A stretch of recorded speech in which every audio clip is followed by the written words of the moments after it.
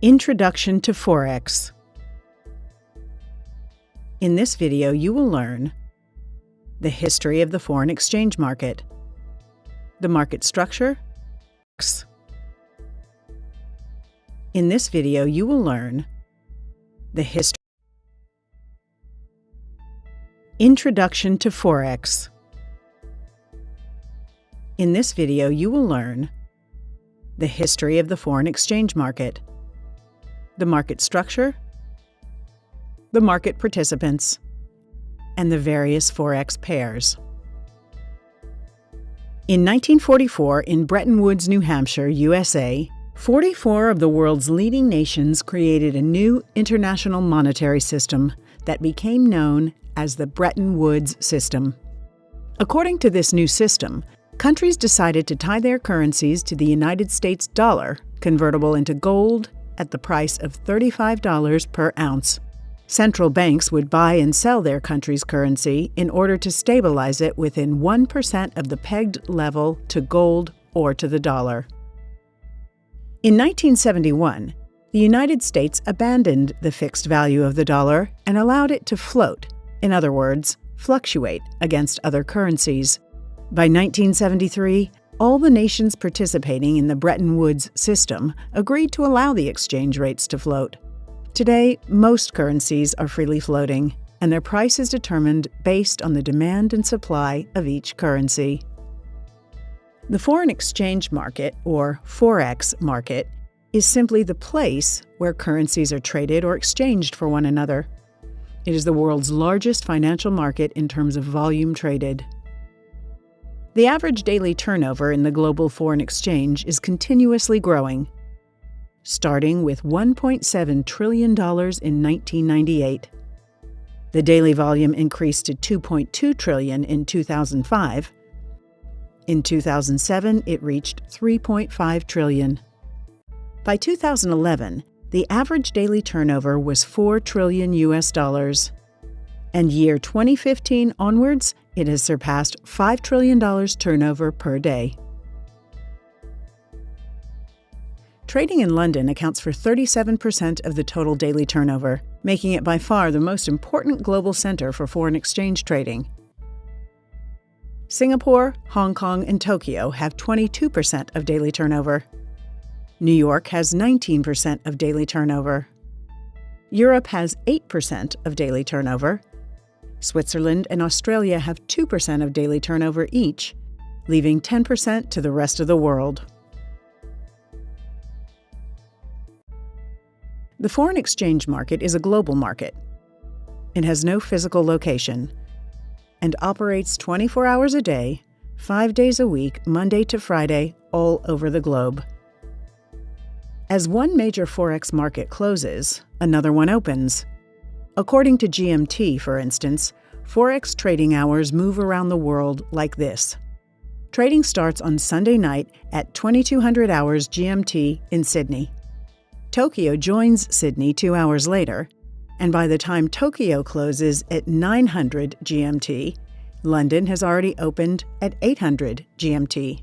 At 1300, New York also opens, and we have both London and New York open until London closes at 1600 hours.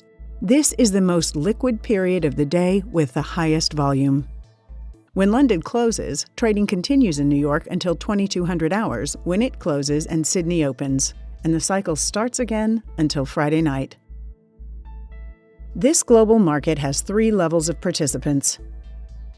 The first level is called the interbank market. It is where the biggest banks exchange currencies with each other. Even though it only has a few members, most of the $5 trillion a day volume ends up here. The second level is the big Forex brokers that have direct access to the interbank market to trade bulk amounts for their clients or smaller brokers. The third level is small Forex brokers and retail Forex traders. Most retail traders can't access the interbank market directly, so they need brokers in order to trade Forex. The main Forex market participants can be divided to 4 distinct categories. The most influential participants in the Forex market are the central banks and federal governments. with their major task of maintaining foreign reserve volumes and adjusting monetary policy in order to meet certain economic goals. Commercial banks and money transfer and remittance companies are among the largest participants in this market, as they conduct all day-to-day operations on behalf of their clients. International and commercial companies are also involved in the Forex market. Whether a business is selling to an international client or buying from an international supplier, it will often employ hedging strategies to reduce or completely eliminate the foreign exchange risk. And last but not least are the speculators, who attempt to make money by taking advantage of fluctuating exchange rate levels. Speculators can be large traders such as hedge funds and small traders, just like you and me. Trading in the foreign exchange market is always done through pairs. In order to buy a quantity of one currency, first you need to sell its equivalent quantity of another currency. So to buy euros, for example, you have to sell first the equivalent in US dollars. The first currency in the pair is called the base currency. The second currency in the pair is called the quote currency. Let's say that the market price in euro-US dollar is 1.1300 to buy 1 euro, which is the base currency. You must give 1.13 US dollars, which is the quote currency. In other words, you pay $1.13 for every 1 euro you get. The 7 most traded pairs of currencies in the world are called the majors. Majors have the US dollar as one of the currencies in the pair, and they are usually referred to with their nickname. Euro against the US dollar, known as the euro. US dollar against the Japanese yen, known as the dollar yen. British pound against the US dollar, known as cable or sterling. US dollar against the Swiss franc, also called Swissy. US dollar against the Canadian dollar, or loonie. Australian dollar against the US dollar, or Aussie dollar. New Zealand dollar against the US dollar, known as Kiwi. The major Forex pairs represent 80% of the daily traded volume and have the following features. They are very liquid, as they are heavily traded. They are not very volatile compared to other pairs. They are very hard, if not impossible, to manipulate. They are characterized by very low transaction costs as a result of their high liquidity. Beginning Forex traders are strongly advised to trade only the major pairs. Currency pairs that do not involve the US dollar are called crosses, because usually before we trade these pairs, we have to trade first a pair which include the US dollar. For example, let's say you have euro and you want to buy yen. You must first exchange your euros to US dollars using the euro-US dollar exchange rate, and then convert the US dollars you got into Japanese yens using the US dollar-Japanese yen exchange rate. Or you cross out the US dollar from the equation and you get directly the euro-Japanese yen rate, hence the name crosses. Other than the euro-Japanese yen, the most actively traded cross pairs are New Zealand dollar against the Japanese yen, British pound against the Japanese yen, euro against the British pound, euro against the Swiss franc, Australian dollar against the Japanese yen, New Zealand dollar against the Australian dollar. Crosses are considered slightly riskier than major pairs and known for the following features. They are less liquid as they are not heavily traded. They are more volatile compared to the majors.